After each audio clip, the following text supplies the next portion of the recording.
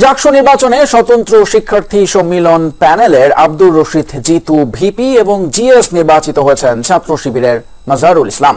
সব মিলিয়ে প্যানেলের 25টি পদের 20টিতেই জয়লাভ করেছে শিবির প্রার্থীরা।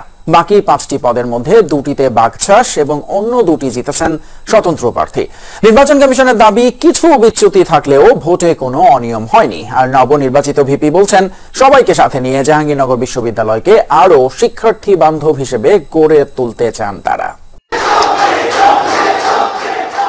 অবশেষে সেই মাহেন্দ্রক্ষণ দীর্ঘ 2 দিন পর অপেক্ষার অবসান ঘোষণা করা হলো জাহাঙ্গীরনগর বিশ্ববিদ্যালয় কেন্দ্রীয় শিক্ষার্থী সংসদ জাকসু নির্বাচনের ফলাফল। শনিবার বিকেল 5টার পর সিনেট ভবনে ঘোষণা করা হয় এ ফলাফল। তার আগে জাকসুর দায়িত্ব পালনের সময় অসুস্থ হয়ে মারা যাওয়া শিক্ষক জান্নাতুল ফেরদৌস ও মহান মুক্তিযুদ্ধ আর জুলাই অভ্যুত্থানের শহীদদের স্মরণে 1 মিনিট নীরবতা পালন করা হয়। প্রথম হয়েছেন মোহাম্মদ মুনতাসির বিল্লাহ খান অর্পণ।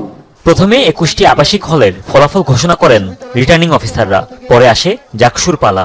এতে 25টি পদের মধ্যে ভিপি ছাড়া 20টিতেই জয় পেয়েছে শিবির সমর্থিত প্যানেল।